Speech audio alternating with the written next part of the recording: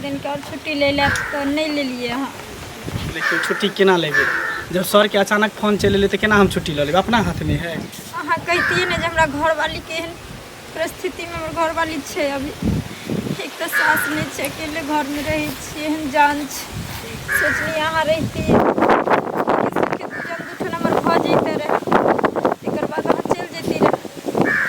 देखियो अहाँ नहीं घबरा अहाँ के किछ नहीं अहाँ जे हिम्मत हारबे तो केना काम चलत।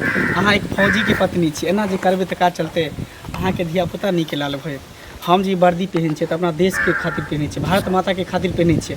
अगर भारत माता पर कोई उंगली भी उठेते न तो ओकरा उंगली तोड़ देबे कोई आँख देखेते तो आँख निकाल लेबे और आन बान शान है कन हमर ई देश। हम समझ सके सर कटा सके छे लेकिन सर नहीं झुका सके छे की करबे देश के खातिर जाही पड़ते ड्यूटीए तेहन है। ठीक छे ठीक से जाब अपन ख्याल रखब।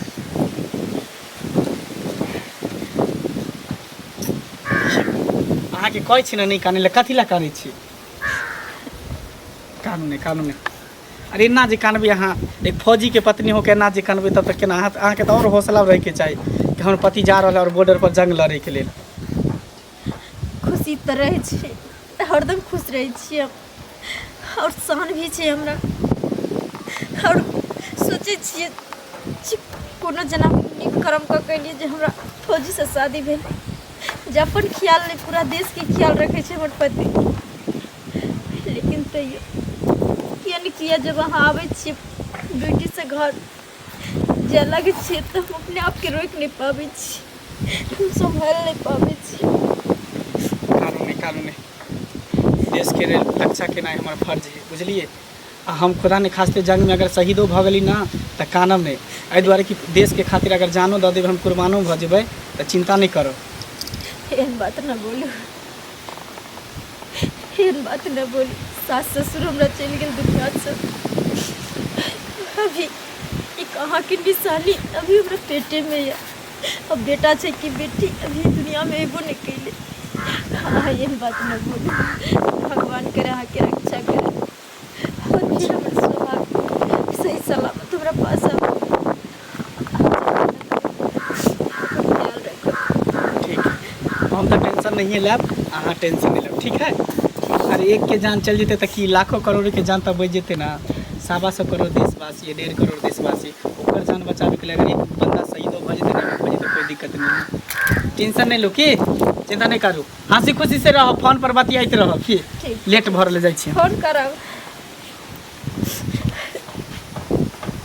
हे प्रभु हे नाथ हमरा पति की रक्षा करिए और हमर सुहाग सही सलामत वापस ला दिए। एते हवा बहै छै साँझ कनी बाहर लीती अभी बहा दे एक मतलब साँझ से बहा देबै घर अंगना छिड़ियाइ छै एम्हर बाहर छी तो उम्हर छिड़ियाइ छी एम्हर तो उम्हर छोरा कतऽ गेलै घरे में कतऽ गेलै रे। हाँ घर में टीवी बैठ के टीवी देखैत रहै छै घर दिन की हाँ देख ले के मोन बढ़ावे के लेके दोसर कोनो काज नहीं छौ तोरा बैठ ना।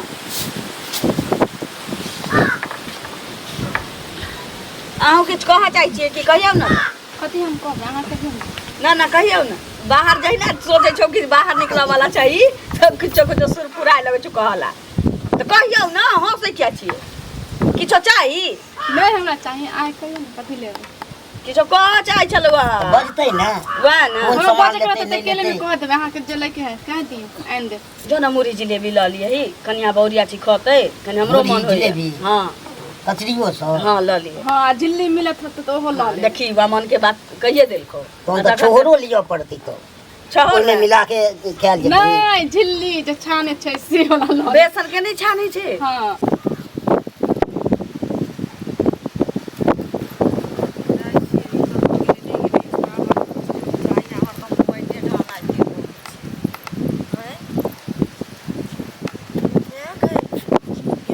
पड़ल है तो खोजी लगे है कि मैं गई मैं भगवान हो जाए छे लोग सब के हम कहै आनी ना ठीक छै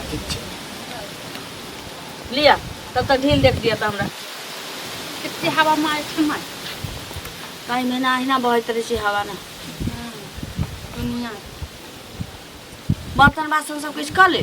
सब कुछ कऽ लेली, खाना उना बना देलिए तो राति समझ जेतै खैबै ना एक बेर खैली से बुझाइए करेजे पर ठेका लिए तो रोटी खेलिए ना, चावल भी बना देली। खावे। हाँ आ रहल छी। हाँ हाँ आ रहल छी। अरे बाप बाप रे बाप, ई तो फौजी है। फौजी साहब के की भए गेलै? लगैए फौजी साहब लगै छै जेना मर उड़ गेलै की।